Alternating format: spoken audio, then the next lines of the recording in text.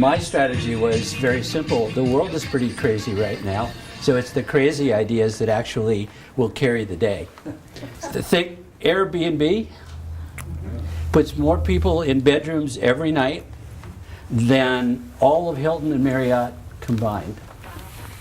Netflix shows more people movies than any place in the world. They don't have a single theater. Skype, more people use that as a form of telephone communication. They don't own a single telephone. So there are other crazies in the world, and it's become important to understand craziness as a factor that contributes to being a successful entrepreneur. I've been haunted for years by the question of why do some people make their ideas work? How do they come to fruition? And then in addition to that, there are those rare birds that can do it over and over again. And how do they do that? Most of the serial entrepreneurs that I know of who have been successful, they have a quirk. It's like something in their DNA or in their gene pool. They take metaphors and analogies literally. Every one of the big wave surfers that I have met and been fortunate enough to talk to and get to know are deep and profound people.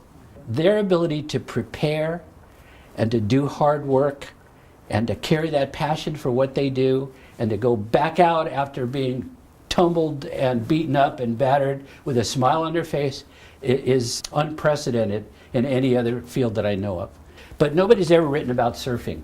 And big wave surfing to me is just a whole special category unto itself. So I get a contract to write this book, and the book turns out to be entirely about surfing and how surfing can apply to being an entrepreneur.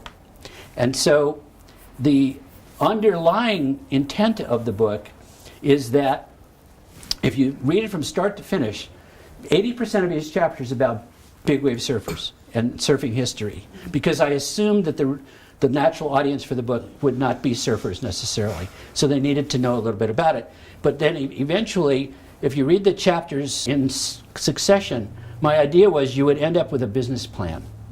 Surfing is the only sport that I can think of where failing is guiltless. That's true, yeah. It's not like you expect it, but you know that the ocean is in charge, and so you have to acknowledge and accept that part of it, and so you just can't feel like you made a mistake or you were in error. It's the ocean is unforgiving and forgiving, and I think that's an attitude you can carry into the business world as well. Oh, right, that has huge implications. Yeah, and I will say, I have a cousin who I've always really admired and looked up to, and an aunt, and so we used to boogie board together when we were little, and he always told me, you have to fall to get good. He was like, in the video games, when you want to pass a level, you're going to have to lose first, a bunch of times. And so he was like, if you keep trying to fall, you'll get good, and I just believed it. He also told me reggae cured headaches. And so I believe that too. What did you sort of learn from big wave surfing that you found was useful in business? Taking advantage of every possible variable that you have in your control, because there's always going to be the uncontrollable variables, which are the waves and the weather and surfing. And then in business, you never know what's going to happen. You can always guess and anticipate, but we know that we can take advantage of everything in our power, all those fixed variables, and that's a huge advantage right there.